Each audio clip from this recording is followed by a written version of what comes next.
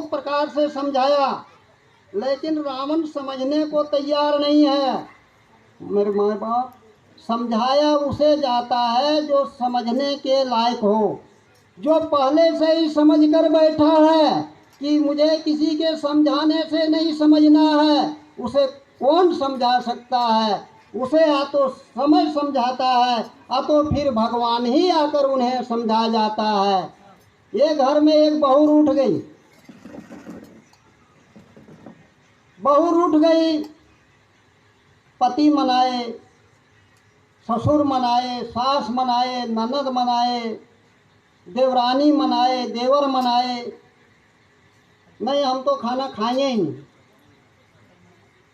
एक दिन मनाए, 2 दिन तक मनाए, 3 दिन तक मनाए। चौथा दिन क्या हुआ, किसी ने पूछा ही नहीं और सब अपने अपने खाना निकाला और अपने अपने काम पर चले गए। अब वो बहू देख रही है कि आज तो हमको कोई पूछने आया ही नहीं। तो बहू देखी कि घर में भी कोई नहीं, सब जहाँ तहाँ चले गए काम में और हमको कोई पूछा ही नहीं आज।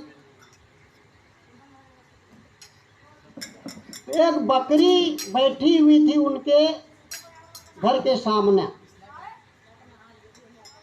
अब बकरी लोग देखिएगा, चारा खाने के बाद वो जुगाड़ी करती है। तो बकरी जुगाड़ी कर रही थी, तो वो बहू ने देखी, तो बकरी से कहती है कि मैं तुमसे बहुत प्रेम करती हूँ। क्या कही? कि मैं तुमसे बहुत प्रेम करती हूँ। बकरी से कहती है बहू रानी, देखो ये लोग मुझे 3 दिन तक मनाए हैं, लेकिन मैंने किसी का कहना नहीं माना है। मैंने अभी तक भोजन नहीं किया हूँ, लेकिन तुम इतना प्यार से कहती हो खा लो खा लो खा लो, तो मैं तुम्हारी बात को टालूंगी नहीं, तुम्हारे कहने से मैं खा लूंगी। बहू रानी घर में गई रसोई में, और जो बचा कुचा खाना था वो चौथे दिन जाके निकाल कर खुद खा ली। तो कहते हैं कि बहू समझाया भी ना जाए, जो ना समझे उसे बहुत समझाना भी नहीं चाहिए। उसे आ तो समझा देते हैं, आ तो उनके समझाने के लिए प्रभु खुद पर्याप्त होते हैं और प्रभु ही उन्हें समझा देते हैं।